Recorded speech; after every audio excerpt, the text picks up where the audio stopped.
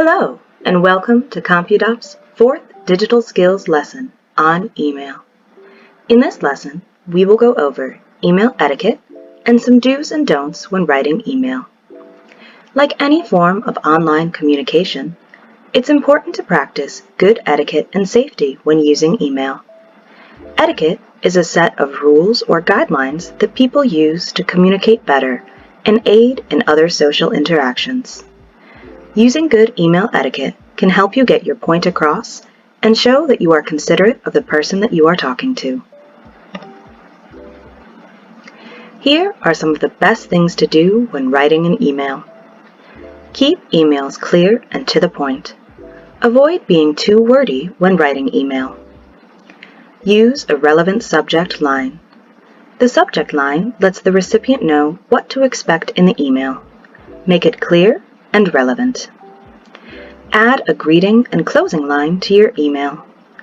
Just like a written letter, it's nice to add a greeting such as "Dear," followed by the recipient's name, and a closing line such as "Sincerely" or "Thanks," followed by your name.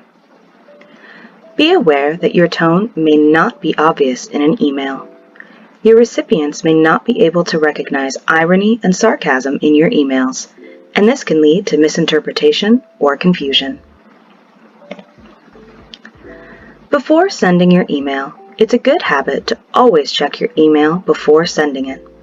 Check for spelling and grammatical errors and that the recipients are correct. Now, let's talk about some email don'ts. Avoid using caps lock. Writing in all caps is equivalent to shouting.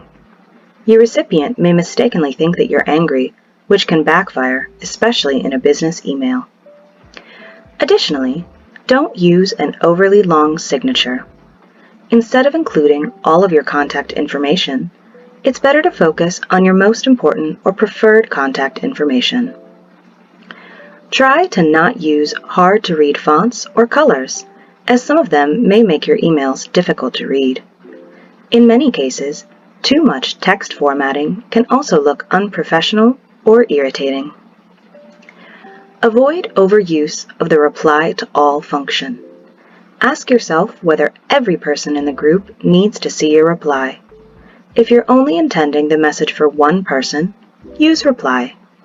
If you are confident every recipient needs to see your response, you can use reply to all. Just make sure everyone in the thread truly needs to see your response. Avoid trying to cover too many topics in one email. If you find that your email is covering several unrelated topics, consider splitting it into separate emails. Finally, do not forward chain emails, even if they sound interesting. Chain emails can quickly spread throughout the world because they are forwarded to large numbers of people, who then forward them to even more people, and so on. Many of them are hoaxes, and even the ones that aren't might irritate your recipients. Emails are very common in business and a professional environment. Let's discuss some tips when writing professional emails. When writing a professional email, avoid being too informal, especially when you are contacting a person for the first time. Once you get to know someone, you can then become less formal over time. Never use profanity or anger in a professional email. Using profanity in a business email is unprofessional and in some cases could get you in serious trouble. Remember, once you send the message, you cannot get it back, so consider how the person who is receiving this message is going to understand it. Additionally, don't discuss confidential or sensitive information in professional emails. Most email is insecure unless it has been encoded or encrypted. So, sending an email is like sending a postcard for many eyes to see. Make sure the information you are sending is something you would be comfortable with many people seeing. Finally, when sending a professional email, think before you send. In general, don't write anything in email that you wouldn't feel comfortable saying in a crowded elevator.